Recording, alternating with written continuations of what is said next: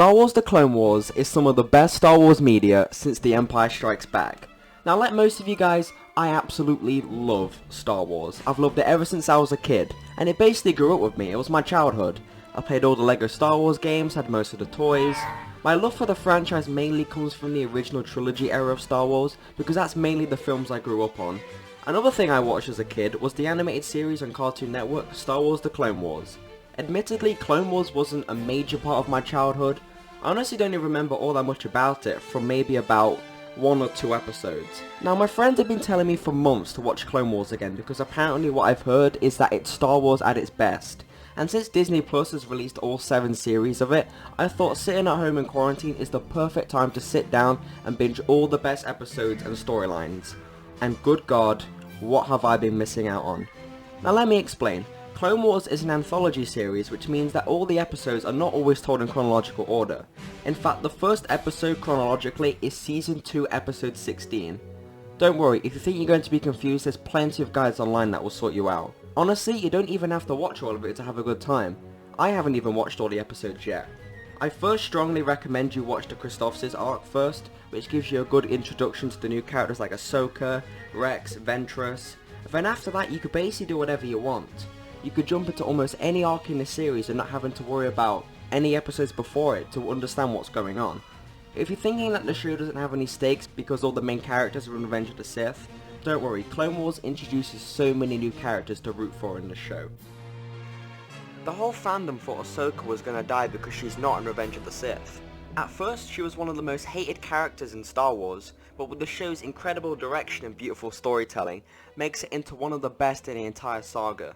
The show also takes characters that you didn't like in the prequels and makes them completely likable. All the problems I had with Anakin and Padme in the prequels have been completely removed in this show. Anakin isn't a whiny brat like he is in the movies. He's a great character with realistic flaws and problems, and his relationship with Ahsoka and Obi-Wan is surprisingly strong and holds a sort of family dynamic between the three of them, which makes Anakin's inevitable turn to the dark side even more heartbreaking.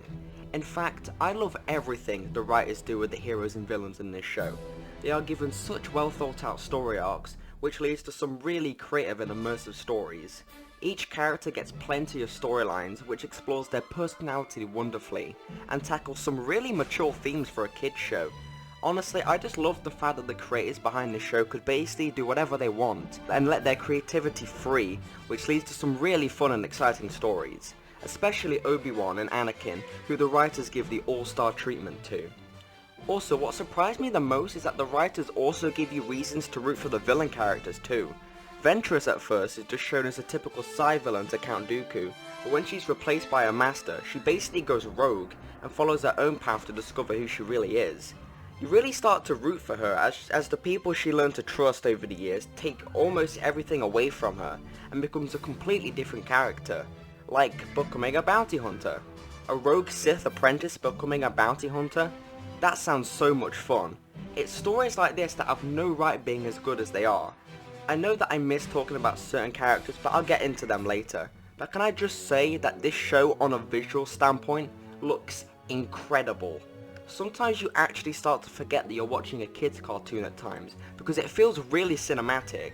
Its cinematography is gorgeous with some of the best set pieces in Star Wars history, and the animation is so smooth and crisp, and holds up really well even to today's standards.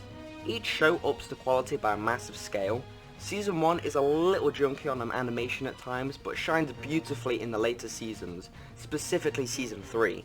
I could honestly go on forever explaining why this shot, or this shot, or this shot, or this character, or this plotline is so great, but that'll be way too much for one video. However, I still want to cover a majority of the Clone Wars for you guys, especially the Siege of Mandalore, which I will get into soon, I assure you. So this is how the videos are going to work.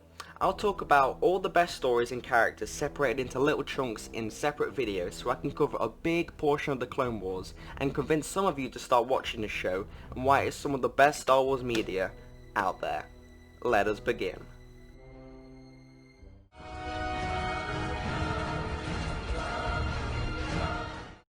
Darkness on Umbaro.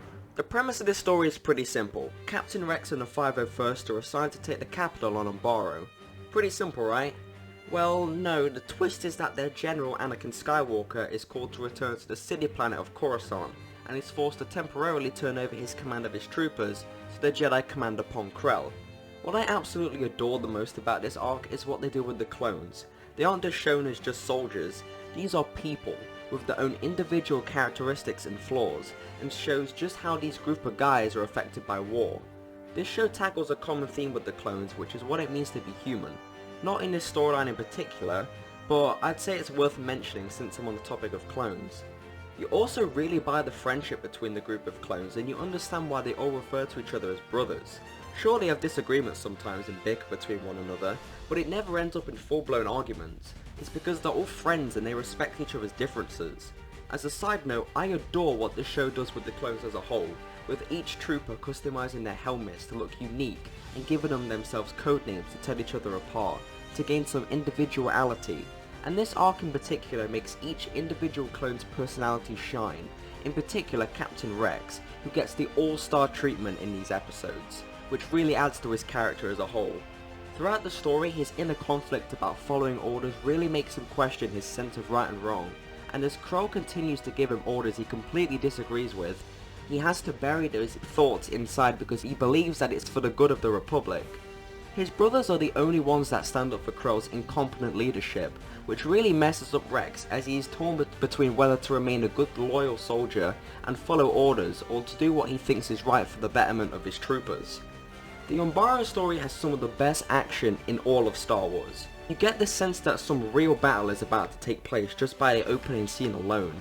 When Obi-Wan and the clones are strategizing a coordinated attack on the Citadel, it feels very much like you're in a marine type situation, with the clone strategies being in waves, with the first being to storm the planet with AT-RT walkers. Umbaro is such a visually interesting battlefield for the battle to take place, with its origins being very unknown to both the audience and the clones. There is a real sense of doom and gloom, with its miserable, uninviting environment dominated by dull shades of blue and grey, and filled with strange plants and creatures makes for a really dangerous planet. There's even a scene where Fives and Hardcase get attacked by Sarlaccs while on the battlefront. It's freaking awesome. It's actually surprisingly intense, because a lot of people die on Umbaro. Considering this is a kids show, and people are going out of style left and right. In Clone Wars you often spend 3 to 4 episodes just on one planet, so you get plenty of time to discover loads more interesting things about them, which makes them so memorable. It's a real shame we never got to see Umbaro in Battlefront 2, because that would be such a great map to play around in. Now let's move on to Krell. You're an agent of Dooku. Not yet, but when I get out of here I will be. He treats clones as just disposable soldiers to help him achieve his goal, often sending them on a suicide mission. Doesn't matter to him whether these clones die, they're just viewed as a collective to him. He doesn't see each as an individual person, which causes real conflict among the clones, as they accuse him of hating troopers. He's quite happy with leaving clones to die in order to get what he wants, and the other clones do not like that. This is such a great concept, taking these soldiers who are bred to follow commands, to then be given orders that they completely disagree with, is fascinating to watch play out.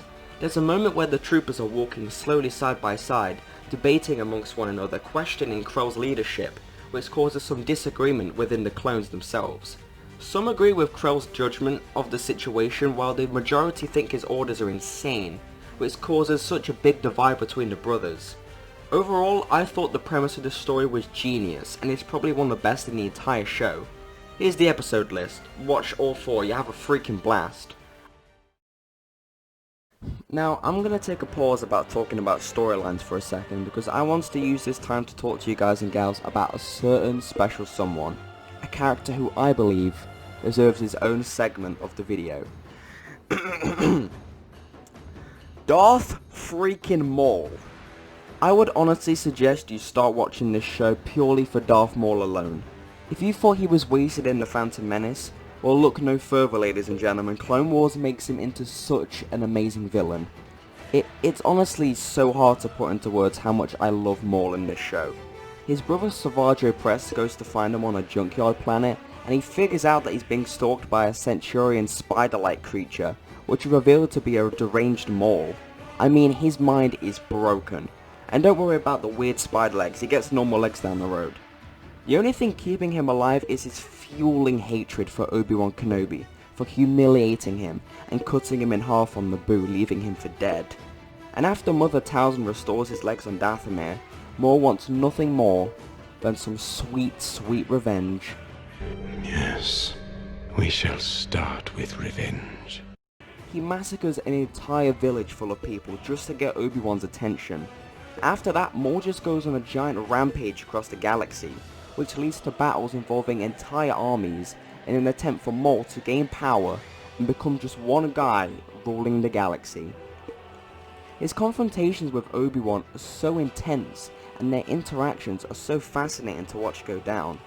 Obi-Wan really starts to lose his cool with Maul and wants nothing more to revenge his Jedi Master Qui-Gon Jinn so bad, and that makes Maul so goddamn happy, because all he wants to do is torture and humiliate Obi-Wan Kenobi for what he did to him.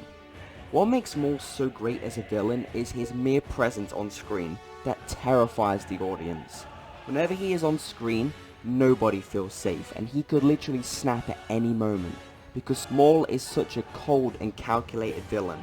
His voice is just so calm but also frightening at the same time, and that all comes down to the phenomenal voice acting by Sam Witwer, whose work on Maul is some of the best voice acting these ears have ever heard. I was apprenticed to the most powerful being in the galaxy once. I was destined to become so much more. Honestly, every word that comes out of this man's mouth is music to my ears. I quote Maul on a daily basis to the point where I genuinely think I have a problem. That is how much I love this character. Also, just check out how cool his design looks. He goes through various different looks in the Clone Wars, and I think my favourite has to be the cyborg legs look, because he basically looks like, well, space Satan.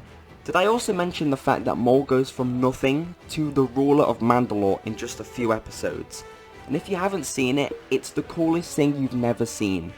Just the whole concept of Darth Maul teaming up with Mandalorians and conquering empires with such ease it's so awesome. I mean, it is just so cool. His fight between Pre Vizsla is so much fun to watch. It's surprisingly PG for a kids show, considering Maul just chops his freaking head off like he's nothing. And he gets the Darksaber as well, which is, oh my god, so cool. Maul is a perfect example of how to take a character audiences love and then bring them back in a reimagined way, which makes them so much more interesting. I heard rumours that Boba Fett could potentially make a return in Season 2 of The Mandalorian, so fingers crossed Dave Filoni and Jon Favreau and the rest of the team can give Boba Fett the same treatment they gave Maul. Back from the dead, assholes! I would love to make a video someday about Maul in Star Wars Rebels, mostly because of this scene in particular. Here's the episode list for the Maul storyline. Feel free to get comfy on the sofa, get a bowl of hot Cheetos or something, because you are in for one hell of a ride.